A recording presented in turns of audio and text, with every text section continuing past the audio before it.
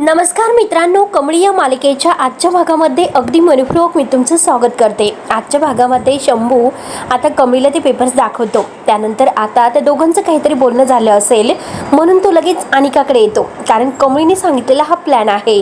अनिकाला विचारतो की अनिका, मला तुझ्याशी बोलायचं आहे। त्यावरती अनिका म्हणते की बोल ना, काय तुला बोलायचं आहे।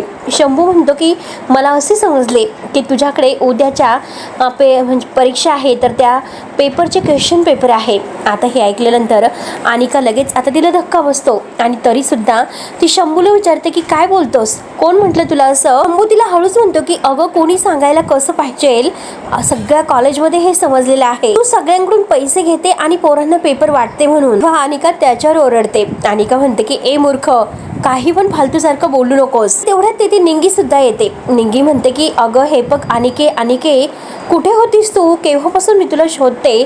दिव्या सुद्धा सोबतच असते आणि निंगी आता मुद्दा म्हणते की अनिके, तू काल मात्र जे काही बोलत होती ना ते मला पटलेलं आहे। मी सुद्धा तुझ्या ग्रुपमध्ये यायला तयार आहे आणि दिव्या सुद्धा तुझ्या ग्रुपमध्ये यायला तयार आहे आणि आम्ही दोघी सुद्धा तुझ्या ग्रुपमध्ये यायला तयार आहोत। आणि लगेच निंगी आता पिंकीला टाळी देते। पिंकी आता खूपच खुश होते। त्यानंतर निंगी तिला मुद्दा म्हणते की अगं फक्त ते उद्याच्या पेपरचं बघ, तो पेपर्स मला मिळेल ना। आणि का आता लगेच निंगीवर चिडते की काही बोलतेस का तू, माझा आणि पेपरचा काय संबंध आहे, दूर हो माझ्यापासून, काही भलतं सलतं बोलू नकोस। त्यावरती निंगी तिचा हात धरते आणि म्हणते की अनिके, अगं तू असं का करतेस, तू दरवर्षी पेपर फोडत असते, यावर्षी सुद्धा तू पेपर फोडला असेल ना। तेव्हा निंगीने हात धरलेला असतो। अनिका जोरात आपला हात निंगीचा हिसकावते आणि म्हणते की दूर हो। शंभूला सुद्धा म्हणते की शट अप, काय चाललं तुमच्या दोघांचं। आणि तेवढ्यात मात्र अनिका रागाने तिथून जायला निघते। तोऱ्यातच तिला खूप टेन्शन येते आणि तेवढ्यात निंगी म्हणजे कमळीची दुसरी मैत्रीण धावतच येते आणि म्हणते की निंगी, पोलीस आले, पोलीस, गेटवर बघितलं मी आता कॉलेजच्या। त्या अनिकाने परत पेपर फोडला। पोलीस म्हटल्यानंतर आता अनिका खूपच घाबरते, तिची पूर्णपणे आता ती गुल होते। आणि तेवढ्यात अनिका म्हणते की पोलीस, तेवढ्यात तिची ती मैत्रीण धावत आलेली म्हणते की हो का अनिका, तू इथेच आहे का, आणि हे बघ अगं पोलीस तुला शोधत आहे। आणि तेवढ्यात आता दुसरी ही मैत्रीण धावतच येते आणि आता ही अनिकाने जिला पेपर्स दिलेला आहे ती सुद्धा धावत येते आणि अनिका पेपर्स दे, हे बघ मी तुला ओळखत नाही आणि तू मला ओळखत नाही, म्हणून ती सुद्धा आता तेथून पळून जाते। शंभू म्हणतो की तुला आता नक्की जेलमध्ये टाकतील। अनिका खूपच घाबरते, मला जेलमध्ये नाही जायचं म्हणून तेथून पळून सुटते। ही पिंकी सुद्धा तेथून पळून जाते। त्यानंतर राधिका इकडे दूध वगैरे ह्या रोहितसाठी आणि ऋषीसाठी तयार करते। आता मुद्दाम रोहित तिच्याशी गोड बोलायला येतो आणि म्हणतो की राधिका, काय करतेस तू। राधिका म्हणते की तुझ्यासाठी आणि ऋषीसाठी दूध तयार करत होते, घेऊनच येते। तेव्हा रोहित म्हणतो की हे बघ, माझे राहून दे, पण अगोदर ऋषीला दे, ऑफिसमध्ये एक महत्वाची मीटिंग आहे, त्याला जास्त गरज आहे, जा दे बरं अगोदर। तेव्हा आता राधिका म्हणते की ठीक आहे आणि रोहित म्हणतो की एक ग्लास प्लीज, मला पाणी देशील का। राधिका म्हणते की ठीक आहे देते। राधिका पाणी घ्यायला जाते, तोच लगेच आता रोहित ह्या ऋषीच्या ग्लासमध्ये एक गोळी टाकून देतो कसली तरी। राधिका त्याला पाणी आणून देते आणि तो राधिकाला म्हणतो की जा अगोदर ऋषीसाठी ते दूध घेऊन जा। राधिका तो ट्रे उचलते, ती झोपेची गोळी असते। आता राधिका बिचारी दूध घेऊन गेलेली आहे, तर रोहित आता मनामध्ये इतका खुश होतो आणि म्हणतो आता हे दूध पिल्यानंतर ते ऋषी मात्र 5-6 तास तर नाही उठू शकत, त्यामुळे ही मीटिंग मात्र मीच कंटिन्यू करेल। या अगोदर मात्र ही डील आपल्याला मिळाली नव्हती, पण आता ही डील आपल्याला मिळेल आणि माझी किंमत मात्र या सगळ्यांना कळेलच, आणि ही डील आहे तर ती मीच क्रॅक करणार आहे, त्याचा इतका फसवा हेतू असतो। त्यानंतर इकडे आणि त्याची ती पूर्णपणे आता फजिती झालेली असते। पोलीस घाबरतच ती आता एका गाडीच्या मागे जाऊन लपते आणि तेवढ्या तेथे कमळी तिच्या मागून येते, तिच्या खांद्यावर हात ठेवते। तेव्हा अनिकाला असं वाटतं की पोलीसच आलेत आणि ती म्हणते की नाही, मला जेलमध्ये नाही जायचं, प्लीज मला जेलमध्ये घेऊ नकास, प्लीज प्लीज। आणि जेव्हा आता मागे वळून बघते, डोळे उघडून बघते तर काही कमळी असते। त्यावर आता कमळी तिला म्हणते की पेपर फोडणं हे कायद्याने गुन्हा आहे, गुन्हा करणाऱ्याला शिक्षा तर मिळणार आणि गावछाप मी काही केलेले नाही। आणि परत म्हणते की मी तुझ्याशी तरी का बोलत असेल, एकतर मला तुझ्याशी बोलायचं सुद्धा नाही। तेव्हा आता निंगी सगळ्या काही फ्रेंड्सला तेथे घेऊन येते आणि घेऊन आल्यानंतर अनिकाला ते खूपच हसतात। त्यावरती आता अनिका म्हणते की म्हणजे तुम्ही सगळेजण माझ्यासोबत अगदी गेम खेळत आहात, तर तुला मात्र माझ्याकडून आता माहिती हवी आहे, परंतु एक गोष्ट लक्षात ठेव, तुला इन्फॉर्मेशन सुद्धा मिळणार नाही आणि आता तू कॉलेजमध्ये फर्स्ट सुद्धा नाही येणार, मीच कॉलेजमध्ये फर्स्ट येणार आणि जर मी नाही आले तर नमिता येईल। त्यावरती कमळी म्हणते की असं, आणि लगेच ती नमिताला आवाज देते. नमिता लगेच अनिकाच्या समोर येऊन उभी राहते. तेव्हा लगेच आता अनिका नमिताला पाहते. तिचे होश सुटतात. ती नमिताला विचारते की अगं तू हिच्यासोबत काय करतेस.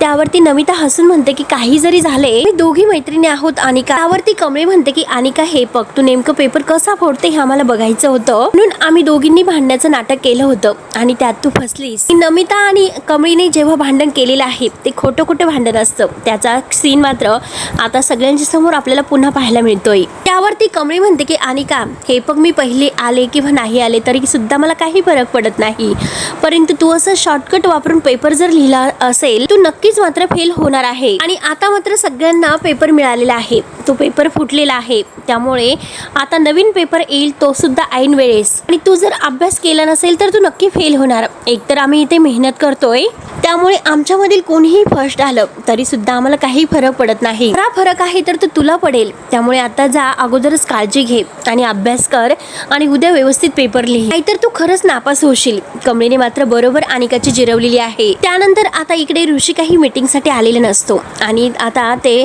मेहता वगैरे आहे ते बाकीचे सगळे आलेले आहेत. क्लायंट सुद्धा आलेले आहेत. तर रोहित तेथे उभा असतो. आता ते विचारतात की काय झालं, ऋषी सर अजून का आलेले नाहीत, त्यांना येण्यासाठी का उशीर होतोय. साहेबा सुद्धा तेथेच आहे. तेव्हा आता रोहित म्हणतो मला असं वाटतं की ऋषीला येण्यासाठी थोडासा उशीर होईल, त्यामुळे आपण मीटिंग अगोदर सुरुवात करूया. तेव्हा आता साहेबा म्हणतो की काही काळजी करू नका, ऋषी सरांचं आणि माझं सकाळीच बोलणं झालेलं आहे, ते नक्की वेळेवरच पोहोचतील. आता मेहता म्हणतात की मीटिंग सुरू होण्यासाठी अगोदर अजून 5 मिनिट बाकी आहे, त्यामुळे मात्र आपण ऋषी सरांसाठी थोडा वेळ वेट करू शकतो. तिथला मात्र खूप आनंद होत असतो. तो म्हणतो की 5 मिनिट काय 5 तास जरी तुम्ही वाट बघितली ना ऋषी नाही येऊ शकत. आता रोहित म्हणतो की नाही मिस्टर मेहता, मला असं वाटतं की ऑलरेडी एकतर खूप आपल्याला उशीर झालेला आहे, त्यामुळे आपण मीटिंग सुरुवात करूयात. आणि तेवढ्यात आता रोहित मात्र त्या खुर्चीवर बसणार. तोच लगेच हॅलो करत ऋषी आता तेथे एंट्री करतोय. आता ऋषीला बघून मात्र रोहितचे होश उडतात. तो म्हणतो की हॉट, हे कसं शक्य आहे. स्वतःच्या मनातच म्हणतो. ऋषीला तर मी झोपेच्या गोळ्या दिल्या होत्या. आणि तेवढ्यात आता ऋषी येतो. आता क्लायंटशी मस्त तो गप्पा वगैरे करतो. आणि रोहित लगेच बाजूला होतो. ऋषी त्या खुर्चीवर बसतो आणि क्लायंटला म्हणतो की सकाळीच मी तुम्हाला एक मेल केलेला आहे, तुम्ही तो चेक करून बघा. तेव्हा ऋषी रोहितकडे पाहतोय आणि रोहितला म्हणतो की बस ना तू सुद्धा. रोहितच्या मनात आता हे सुरू असतं की झोपेच्या गोळ्याचा याच्यावर काहीच परिणाम कसा न झाला असेल. हा तो दूधच प्यालेला नाही म्हणून तो विचारात पडतोय. जे राधिकाने याला दुधाचा ग्लास दिलाच नाही का असे तो ठरवतो. तो झोपेची गोळ्या जेव्हा त्या ग्लास मध्ये टाकत असतो त्यावेळेस राधिकाने हे सर्व पाहिलेलं असतं आणि राधिका मात्र न बघण्यासारखं नाटक करते. जे राधिकाने आता तो ग्लास आहे दुधाचा ओतून दिलेला असतो याच्या नकळत, आणि दुसरा दुधाचा ग्लास तिने ऋषीसाठी भरवून नेलेला असतो. आता रोहितला हे सर्व आठवते. त्याला असं वाटतं की आता राधिकाचं काय करू आणि काय नाही. तो पूर्णपणे त्याचे हावभाव बदलतात. ऋषी आता रोहितला म्हणतो की दादा अरे बस ना जरा. ऋषीने मात्र जे काही प्रपोजल त्यांना सांगितलेलं आहे त्याबद्दल आता तो उत्तर विचारतो. तेव्हा त्या क्लायंटला मात्र मेहतांना सगळं काही ऋषीचंही प्रपोजल खूपच आवडतं. ते ऋषीचं कौतुक करतात. ते लगेच खुश होऊन म्हणतात की आपण हे कॉन्ट्रॅक्ट करत आहोत, कॉंग्रॅच्युलेशन्स. तेव्हा आता रोहितचे होश उडतात. तिचा आणखीन जळफाट होतो. मुद्दाम आता क्लायंट गेल्यानंतर आता ऋषीला तो कॉंग्रॅच्युलेशन्स बोलतो की तुझं पहिलं डील तू अगदी फायनल केलं. तेव्हा आता रोहित काहीच उत्तर देत नसतो परत. नंतर तो शांत असतो. त्यानंतर आता इकडे जो क्लार्क आहे तो मात्र कामिनी आणि रागिनी या दोघींना म्हणतो की तुम्ही नक्की काय केलं. जे पेपर्स मी तुम्हाला दिले होते तुम्ही तर अगदी तो प्रसाद म्हणून खिरापतीसारखी वाटत राहिलात. आणि तुम्हाला परीक्षेचा पेपर काही देवाचा प्रसाद वगैरे वाटला काय. तेव्हा आता कामिनी त्याच्यावरच ओरडते. त्याला गप्प असं म्हणते जास्त शहाणपणा करू नकोस. हे बघ मला कळतंय नक्की काय आहे ते. हे बघ आम्ही कुणालाही पेपर दिलेले नाही. तूच आता आठवून बघ, तूच मात्र कुणाला तरी पेपर दिला असेल. त्यावरती म्हणतो की नाही मी तुमच्याशिवाय कुणाबरोबर डील केलेली नाही. त्यावरती कामिनी त्याला म्हणते की नक्की तुला म्हणायचं तरी काय. त्यावरती रागिनी म्हणते की मला एक गोष्ट कळत नाही, त्या मूर्ख माणसाला मात्र येथे बोलवण्याची गरज काय होती. जर कोणी हे सर्व बघितलं तर आणखीनच अवघड होऊन बसेल. त्यावरती आता क्लार्क म्हणतो की मी केलेलं नाही, मग हा पेपर बाहेर आलाच कसा. आणि हे बघा मॅडम हे प्रकरण मिटवा. जर हे प्रकरण माझ्या नोकरीपर्यंत आले तर मी तुमचं नाव घ्यायला मागे पुढे नाही बघणार. कामिनी लगेच त्याची गचंडी धरते आणि म्हणते की एकदा मी सांगितलं की मी बघून घेईल म्हणून, आणि हे बघ असली 100 प्रकरणे मी हाताळलेली आहे. ती कशी दाबून टाकायची हे मला चांगलंच माहिती आहे. आणि आता मी तुझी फक्त कॉलर पकडली. पुन्हा जर तुझ्या जिभेवर माझं नाव आलं तर मी तुझी जीभ कापून टाकेन. तेव्हा तो कामिनीला सॉरी म्हणतो. कारण मी खूप घाबरलो होतो असे म्हणतो. आम्ही त्याला म्हणते की मी बघेल काय करायचं आहे ते, आणि जर तुला ह्या प्रकरणात तुझं नाव नको असेल तर यापुढे मात्र येथे कधीही दिसायचं नाही. आणि तेवढ्यात मात्र रागिणीला एक फोन येतो. तर रागिणी फोन उचलते तर तिला धक्काच बसतो आणि आम्ही आलो असे म्हणून ती फोन ठेवते. तेव्हा कामिनीला ती म्हणते की अगं आई, ती म्हातारी इथे आली आणि ती मीटिंग बसवलेली आहे. तेव्हा कामिनी त्या माणसाला जायला सांगते. ती रागिणीला म्हणते की म्हातारी येथे कशी आली ती माहिती नाही, परंतु आपण मात्र त्या म्हातारीला काय दाखवायचं, आपल्याला मात्र या प्रकरणाबद्दल काही एक माहिती नाही म्हणून. आता अन्नपूर्णा मॅडम ह्या प्रोफेसरांना जाब विचारतात, नक्की हा सगळा काय प्रकार आहे. उद्याची प्रश्नपत्रिका आहे आणि ती सगळ्या मुलांपर्यंत पोहोचली कशी, तारा बाकी सगळा स्टाफ तेथे असतो. तेव्हा प्रोफेसर म्हणतात की हे बघा मॅडम, मला खरंच काही माहिती नाही, आत्ताच हे सर्व समजले. एक कळत नाही की हा पेपर मुलांच्या हातामध्ये गेलाच कसा, परंतु आम्ही शोध घेण्याचा प्रयत्न करत आहोत. अन्नपूर्णा मॅडम त्यांच्यावर ओरडते, ही शोध घेण्याची वेळ आहे का, असं का झालं याचं उत्तर मला हवं आहे. तेवढ्यात आता कामिनी आणि रागिनी धावतच येतात, जसं त्यांना काहीच माहिती नाही असं दाखवतात. कामिनी म्हणते की काय झालं नक्की, काय पेपर जरा लीक झालेला आहे असं मला कळलं असं सुद्धा म्हणते. तेव्हा रागिनी सुद्धा तेच नाटक करते जसं काही माहिती नाही, आणि हा तर उद्याचा पेपर आहे, बघू बघू म्हणून ती पेपर पाहते. तर मॅडम आता प्रोफेसरावर खूपच चिडतात, म्हणजे अन्नपूर्णा मॅडम, आपल्या कॉलेजचं नाव तर बदनाम होईल परंतु आपल्या कॉलेजला ब्लॅकलिस्ट केले जाईल. त्यावरती नयनतारा म्हणतात की हो खरंच, मला असं वाटलं नव्हतं की आपल्या कॉलेजमध्ये हे असं काहीतरी घडेल म्हणून. ही न्यूज जर बाहेर गेली तर आपल्या कॉलेजचं रेप्युटेशन खूपच खराब होईल. आता प्रोफेसर सर म्हणतात की हे बघा मॅडम, पेपर हाताळताना मात्र आम्ही व्यवस्थित काळजी घेतलेली होती. अन्नपूर्णा मॅडम विचारतात की मग पेपर लीक झालाच कसा, याचं उत्तर द्या. तेव्हा आता दुसरे सर म्हणतात की हे बघा, पेपर आल्यानंतर आता त्या सीलबंद स्ट्रॉंग रूम मध्ये ठेवले होते, एंट्री रजिस्टर सुद्धा प्रॉपरली मेंटेन केलेला आहे. त्यावरती नयनतारा विचारते की स्ट्रॉंग रूमची चाबी कोणाकडे असते. प्रोफेसर सर म्हणतात की माझ्याकडे असते, एक इमर्जन्सी बॅकअप म्हणून ऍडमिनकडे असते आणि एक बाहेरचे प्रमुख आहे त्यांच्याकडे असते. मी तुम्हाला हे सांगू शकतो की पेपर हा कॉलेजमधून नाही फुटलेला. तेव्हा आता अन्नपूर्णा आजी म्हणते की युनिव्हर्सिटीतून फुटलेला आहे असं तुम्हाला म्हणायचं का. तेव्हा अन्नपूर्णा डायरेक्ट आता कामिनीला म्हणते की काय ग कामिनी. कामिनी म्हटल्यानंतर कामिनी खूपच घाबरते आणि रागिनी सुद्धा. अन्नपूर्णा विचारते की कामिनी, तुला काय वाटतं हे कसं झालं असेल बरं. त्यावरती आता कामिनी म्हणते की काय माहिती पेपर फुटण्याचं, मला तर खरंच काही सांगता येत नाही. वेड्याचं थोडं सोंग येते. युनिव्हर्सिटी मधून पेपर कसा फुटू शकेल बरं असं जेव्हा म्हणते तर नयनतारा म्हणते की तुम्हाला नक्की काय म्हणायचं की पेपर आपल्या कॉलेजमधून फुटला तर. वरती रागिनी म्हणते की नाही ग नयनतारा, आईला असं म्हणायचं नव्हतं. त्यावरती अन्नपूर्णा म्हणते की पेपर कसा लीक झाला हे आपण शोधून काढूच, परंतु आता काय करायचं आहे याच्यावर विचार करा. त्यानंतर नयनतारा म्हणते की मला तर असं वाटतं की युनिव्हर्सिटीला आपण उद्याचा पेपर लीक झालेला आहे आमच्या कॉलेजमध्ये हे सांगायचं आणि लवकरच मात्र उद्याच्या उद्या नवीन काही सेट आहे ते तयार करण्यासाठी सांगायचं. कामिनी म्हणते की नवीन पेपर लगेच, तर लगेच अन्नपूर्णा म्हणते की हो ते योग्यच ठरेल. तेव्हा लगेच मेल टॅप करायला घेतला जातो आणि अन्नपूर्णा म्हणते की आणखीन जी काही प्रोसिजर असेल ताबडतोब करा आणि उद्या कुठल्याही परिस्थितीत नवीन प्रश्नपत्रिका आलीच पाहिजे, ते पण वेळेवर. यापुढील मात्र पेपर बाबतीत अगदी काळजी घ्या, जातीने लक्ष द्या, पुन्हा असं व्हायला नको. तेव्हा प्रोफेसर सर म्हणतात की नाही मॅडम. त्यानंतर आता इकडे ऑफिसमध्ये डील मिळाली म्हणून सगळेजण ऋषीचं कौतुक करत असतात. सगळा स्टाफ एकत्र आलेला आहे. साहेबा म्हणतो की हे बघा, ऐका, जितकं ऋषी सरांचं कौतुक करावं तितकं कमी आहे, तर म्हणून सगळेजण टाळ्या वाजवत असतात. ऑफिस जॉईन केल्या मात्र इतकी मोठी डील क्रॅक केली म्हणून ऋषीचं खूप कौतुक साहेबा करत आहे. हे सर्व बघून आता रोहितचा फारच जळफळाट होत असतो. तेव्हा आता सगळेजण टाळ्या वाजवतात. ऋषी म्हणतो की यासाठी आपल्या सगळ्यांची मदत झालेली आहे, त्यासाठी सर्वांचं अभिनंदन, म्हणून पुन्हा एकदा टाळ्या वाजल्या जातात. त्यावरती साहेबा म्हणतो की अभिनंदन सर्वांचं तर आहे, परंतु टीम मेंबर कोण होतं, ऋषी सर, त्यामुळे आता हे सगळं काही त्यांचेच श्रेय आहेत. आणि तिथे नयनतारा सुद्धा येते. नयनतारा सुद्धा ऋषीचं कौतुक करत म्हणते की कॉंग्रॅच्युलेशन्स, खरंच कौतुक करावं तितकं कमी आहे. आणि हे बघ, तू इतकी मोठी डील क्रॅक केली आणि सगळ्या ह्या एम्प्लॉईसाठी आता तू एक एक्झाम दिलेला आहे उदाहरण. त्यामुळे आपण जर मेहनत केली, स्वतःवर विश्वास ठेवला तर जे हवं आहे ते आपण मिळू शकतो. तेवढ्याच साहेबाच्या मोबाईलवर कॉल येतोय, तो लगेच बाजूला फोन घ्यायला जातोय. ही सगळा स्टाफ मात्र ऋषीचं कौतुक करत आहे. आणि आता मात्र ह्या अगदी ऋषी सराच्या कौतुकासाठी आणि ह्या ऑफिससाठी एक असा मस्तक कापला जातो. म्हणजे ऋषीला हाताला धरून साहेबा तिथे घेऊन येतो केक वगैरे सुद्धा. ऋषी म्हणतो की साहेबा, अरे हे सर्व करण्याची काय गरज होती बरं. नयनतारा केक कापून मात्र अगोदर ऋषीला भरवते. सगळेजण टाळ्या वाजवतात.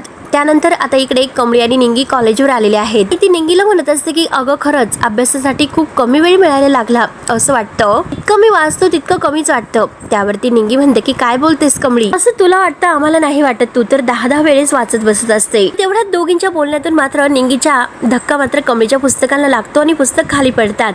कमळी पुस्तक उचलायला जाणार तोच लगेच अन्नपूर्णा आजी तिथे समोरून उभी राहते आणि कमळी जेव्हा उठून उभी राहते आणि कमळीकडे पाहत असते तेव्हा अन्नपूर्णा आजीला जेव्हा आता तिने तिच्या आयुष्यामधून आणि या घरातून बाहेर काढून टाकलेलं असतं कमळीला, तो क्षण मात्र पुन्हा तिच्या डोळ्यासमोर येतोय. अन्नपूर्णा आजी काही न बोलता तिथून रागाने निघून जातात. त्यानंतर इकडे आणि सायबा आता ऋषीला घेऊन दुसऱ्या रूम मध्ये येतो. ऋषीचं फारच कौतुक करत असतो आणि तेवढ्यात तिथे नयनतारा येते. नयनताराला बघून मात्र आता सायबा म्हणतो की मी जरा दुसऱ्या म्हणजे महत्वाच्या बाबतीत येतो बोलून, म्हणून तो जायला निघतो. तर नयनतारा साहेबाला म्हणते की थांब साहेबा, आणि साहेबा सुद्धा घाबरतो आणि ऋषी सुद्धा. त्यावरती नयनतारा म्हणते की मला ऋषीची ज्या विषयावर बोलायचं आहे त्या विषयावर मात्र मला साहेबा तुझं मत हवं आहे. त्या मुलीने मला आणि नयनतारा सगळ्या फॅमिलीला फसवलं, त्यावर मुलीला ऋषी मदत करतोय, मग यावर तुमचं मत काय असेल, ऋषी चुकतो की बरोबर आहे. त्यावरती साहेबा म्हणतो की हे बघा ऋषी कसं आहे तुम्हाला माहिती आहे, आणि तर तुम्ही ऋषी सरांच्या आई आहात, कारण माणसं तोडणं त्याला अजिबात शक्य होत नसतं. तेव्हा नयनतारा म्हणते की ती मुलगी दिसते तशी नाही साहेबा, अत्यंत धूर्त मुलगी आहे ती फक्त ऋषीचा वापर करून घेते, बाकी काही नाही. ही गोष्ट मात्र ऋषीला का कळत नसेल, मला कळते तुम्हाला कळते पण याला का कळत नसेल.